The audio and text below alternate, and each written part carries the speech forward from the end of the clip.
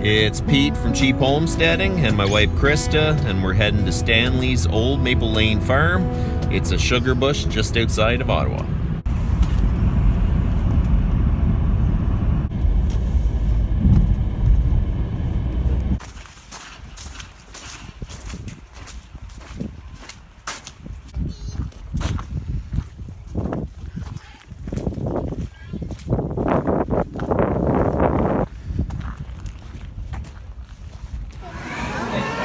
So how's the food? It's pretty good.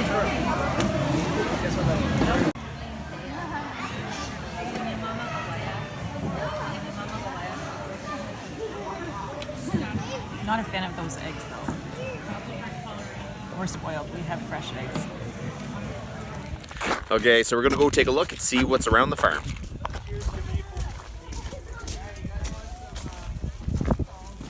Nice old barn, eh?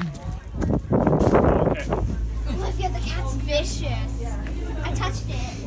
But it's vicious.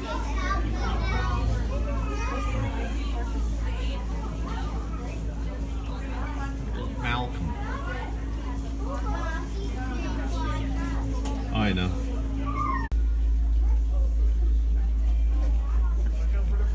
I'm all for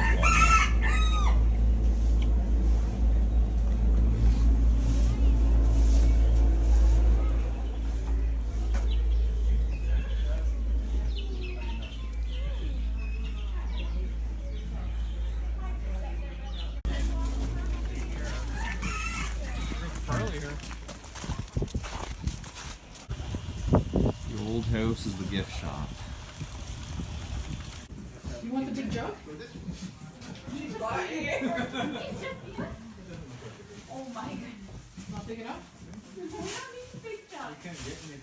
you want the big jug? Grayson says, I want to go to the That took a long time. Can we go That is the original farm, 1850. There. Meet them all, please. Look at the horses. They have a lot of them at one point.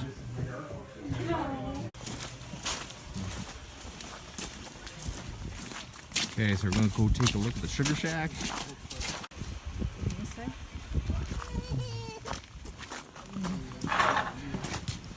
That's pretty cool.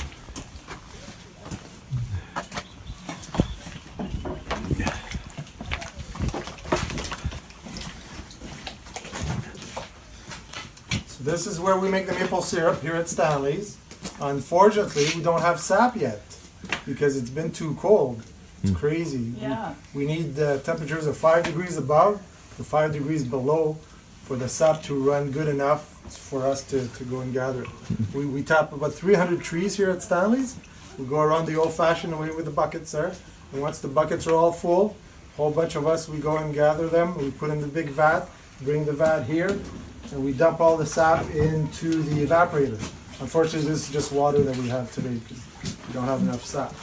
And my job is basically to keep the fire going. It's a big wood burning oven, and we can put wood all the way about halfway through. And then my job is to start evaporating the most of the water out of the sap.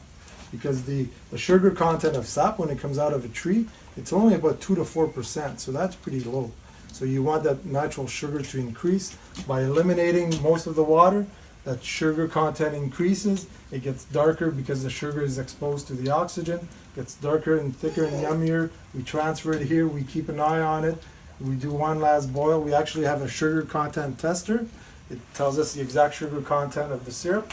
Once it hits 66.5% of sugar content, then it's maple syrup. It's ready to gather at the end there in big stainless steel pail. We walk it over to the kitchen. They put it through a filter. They heat it up one last time. They boil it hot, and there's your pure maple syrup.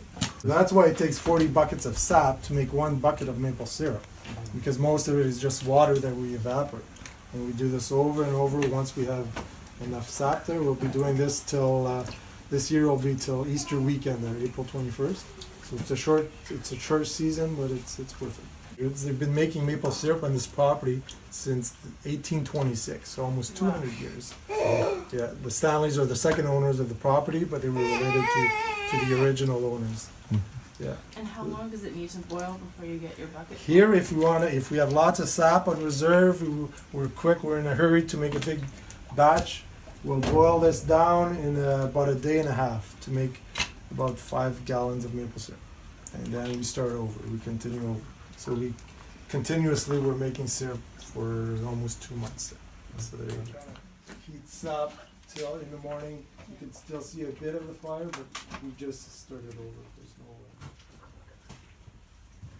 any questions at all? Boil it in the kitchen after. Oh, it's just a quick boil. It's just to heat it up.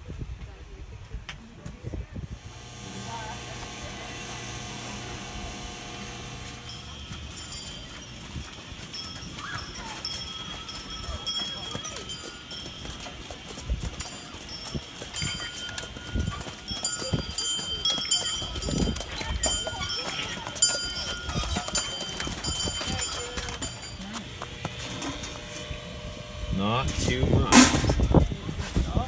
There's the old laneway with the big maples.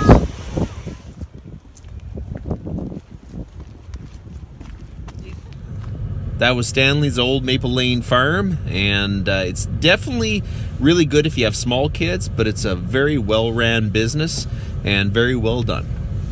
So that's about it, and you guys have a good one.